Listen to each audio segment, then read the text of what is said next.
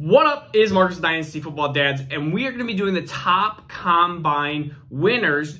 Now, this is all for Dynasty Fantasy Football. Which players cemented themselves with higher draft capital? Which are the winners? We're going to just do a little 5-minute breakdown here. We have a DeAndre Swift signing free jersey. If you're new to the channel, just subscribe, and we're going to give that away to somebody for free here very soon when we hit 2K. So, the biggest winners, in my opinion, were Breece Hall, Kenny Walker. The two running backs, when you go below a 4-4, I think this just cements them in the top 40 to 45 picks. And so when you have the top 40 to 45 picks, these two running backs are likely going to be top 4 dynasty rookie picks in both Superflex and both 1 QB. There's not really any QBs, in my opinion, that are going to reach into this top 4. You're going to really have this Treylon Burks, you're going to have Garrett Wilson, and then you're going to have Kenny Walker, and you're going to have Breece Hall. It's just going to be position demand, what teams need what, and that's where these guys are going to go. It's all kind of into one tier here. But Kenny Walker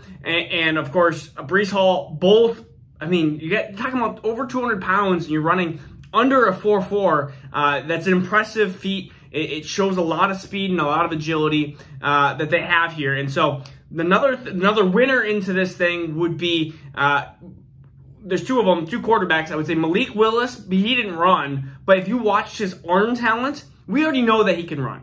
He's one of the most versatile quarterbacks in college.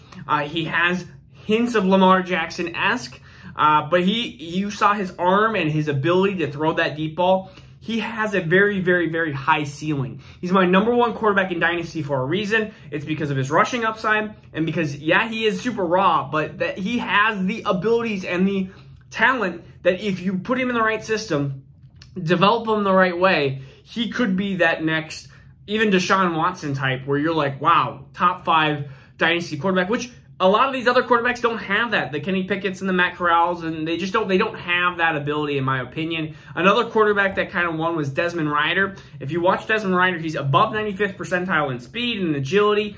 He was 4.52 for a quarterback 40, which is just blazing fast. He was testing out with basically some of the wide receivers, but at a quarterback position. Again, we want these mobile quarterbacks that are like Jalen Hurts. Desmond Ridder and Jalen Hurts may have some similarities because Jalen Hurts is not a great quarterback.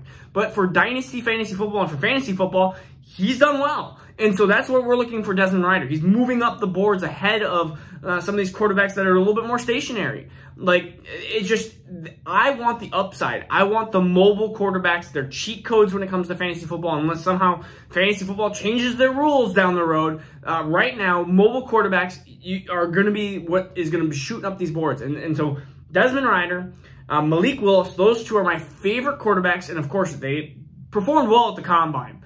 Another winner, just winners, I guess, in general, was the wide receiver class for speed. Now, that doesn't necessarily translate again to NFL production or wins above replacement, but you had some wide receivers testing very well. Garrett Wilson tested very well. Chris Olave moving up the boards.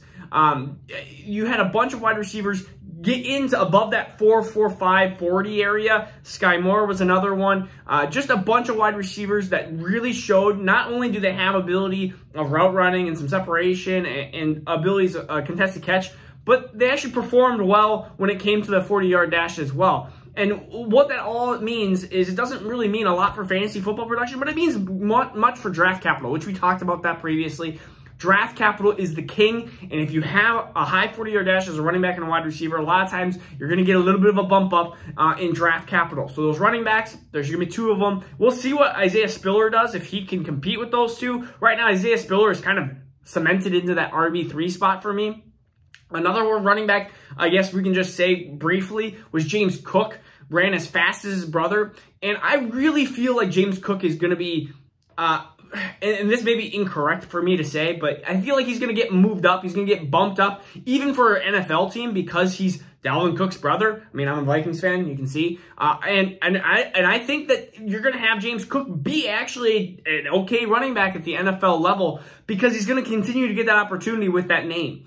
And you're going to see that. It's one of those things, you see a lot of these family players that do get that bump up. If they're there, if they're well enough, if they perform well enough, then they can get these chances over and over again because, say, it's like Dalvin Cook, one of the best running backs in the NFL right now. And, James Cook, if I can get 80% of Dalvin Cook with James Cook, then he's probably going to be a steal in this NFL draft because there's a big gap between 1 through 3, which we talked about, Kenny Walker, Breece Hall, and Isaiah Spiller, and the rest, which is Kyron Williams, James Cook, Rachaad White, like all these other running backs. There's a pretty big gap between 1 through 3 and 4 through the rest.